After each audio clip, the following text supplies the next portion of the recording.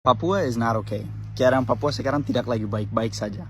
Saya sangat sedih dan berat hati saat dengar berita tentang Papua dan kejadian di sana dalam beberapa minggu kemarin ini. Dan jujur saya sangat kaget, karena apa yang saya lihat di Instagram itu jauh beda dari pengalaman saya waktu dulu lahir besar di sana. Waktu kecil, orang tua saya melayani di piramid, dan salah satu teman akrab saya, dia bernama Tete Yellow. Saya masih bayi, mungkin umur 1-2 tahun. Tete Yellow mungkin sudah umur 65 sampai 70 tahun. Dan setiap kesempatan yang saya dapat, saya biasa lari dari saya rumah, terus turun ke dia rumah. Dia rumah itu di bagian belakang dekat kali. Turun ke dia rumah, terus dia biasa kasih makan saya ubi bakar, pisang, buah merah.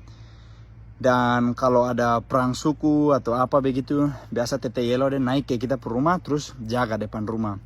Depan rumah situ ada pagar, terus dia biasa pegang tombak, terus lari di atas pagar, lari ke sini ke sana, terus berteriak, jangan masuk ke sini, jangan ganggu orang di sini. Dan pengalaman saya sejak kecil, sejak masih bayi itu saya selalu dijaga dan dilindungi oleh orang Papua. Dan walaupun kita punya kulit beda, rambut beda, budaya beda, bahasa juga beda, itu kita satu dalam Tuhan Yesus. Tetapi sepertinya sekarang itu iblis mulai masuk dan memisahkan kita.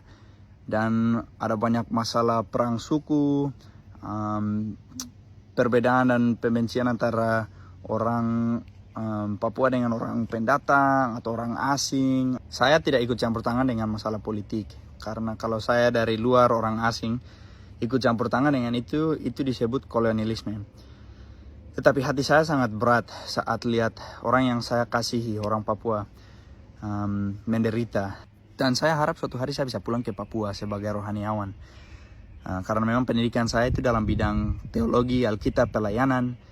Tetapi selagi ini saya masih jauh dari Papua. Jadi saya hanya bisa berdoa. Jadi saya mau ajak teman-teman, saudara-saudari, baik di Amerika maupun juga di Papua atau di tempat lain di Indonesia, tolong berdoa biar Papua suatu hari bisa damai. Supaya generasi berikut bisa punya masa depan yang lebih baik. Dan bisa bertumbuh dengan baik. Itu saja teman-teman. Terima kasih banyak. Wah.